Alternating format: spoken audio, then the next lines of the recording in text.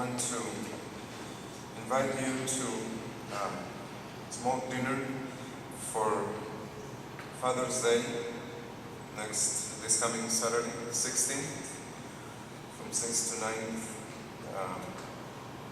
in the evening. The tickets are available after Mass. Les invitamos a esta cena para los Día de los Padres, el sábado 16. Los boletos están fuera de la iglesia. Well, the Church has instituted the Feast of Corpus Christi for several reasons.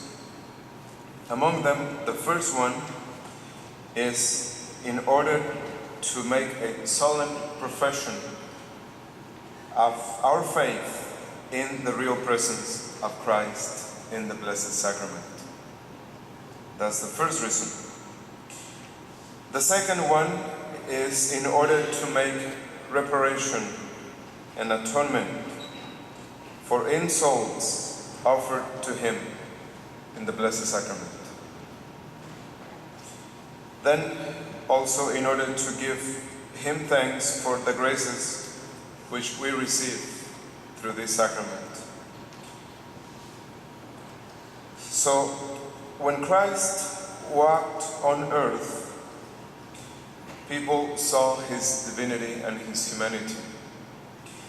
The saints in heaven behold both His divinity and His humanity. But we upon earth see neither, but only the appearance of bread. However, this difference in sight is nothing essential, because as a king remains a king, whether he be dressed in the garments of a king or a worker, so Christ remains Christ, God and man, no matter whether we behold Him in His divinity, His humanity, or under the species of bread.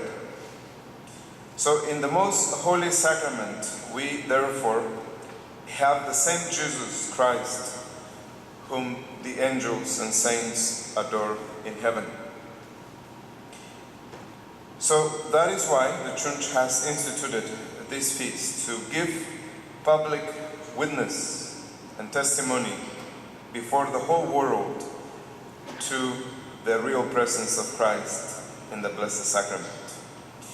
And this profession of our faith in the real presence of Christ in the Blessed Sacrament is a very good thing for us to do, because Jesus, the Gospel of St. Matthew says, "Whosoever shall confess me before men, I will also confess him before my Father who is in heaven." The second reason why the Church has instituted the Feast of Corpus Christi is to make reparation to our divine Savior for the offenses offered Him in the Blessed Sacrament. Now, who can number all the outrages and profanations to which Jesus is exposed in the Blessed Sacrament?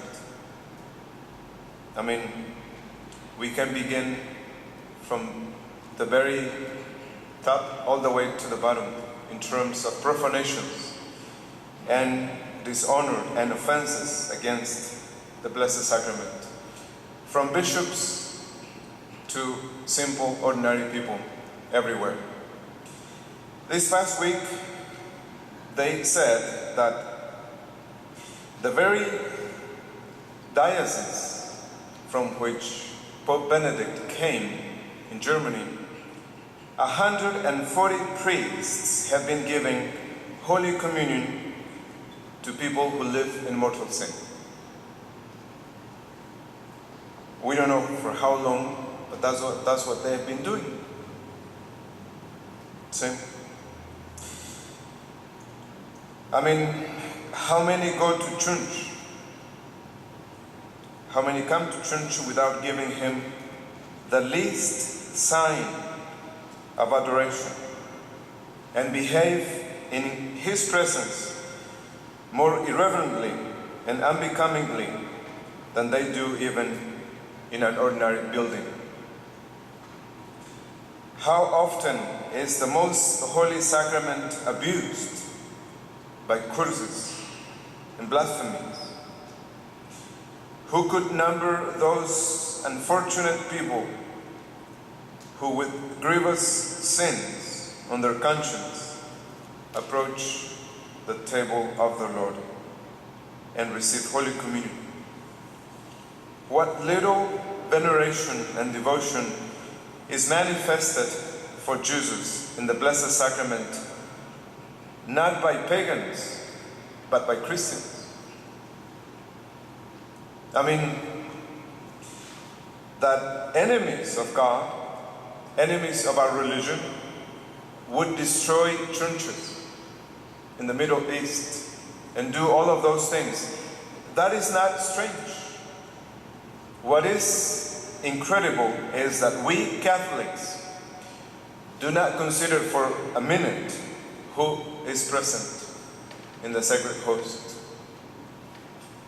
See?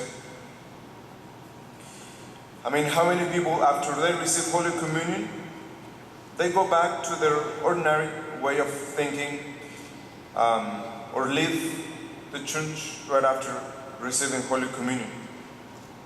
So the church is aware of this, and because of this, she endeavors to make some reparation to Jesus for them by the annual celebration of Corpus Christi. So today, if you remember that you have in any way or form dishonored and offended Jesus in the Blessed Sacrament, humbly ask His forgiveness, and in reparation offer to Him the homage which is paid to Him today in the feast of Corpus Christi. So finally, knowing why the Church has instituted this feast, let us make a resolution to conduct ourselves towards the Blessed Sacrament as becomes faithful Catholics who believe in the Blessed Sacrament, in the presence of Christ in the Blessed Sacrament.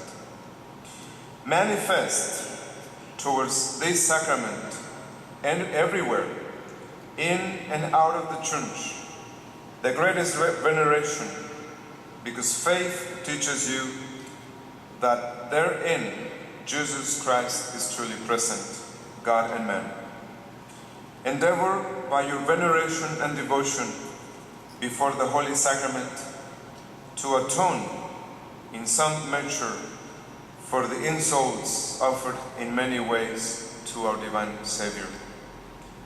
Thank Him for the inestimable graces which He bestows upon you in this sacrament, and make a little promise to Him to visit Him more frequently in all the churches and to receive Him in Holy Communion.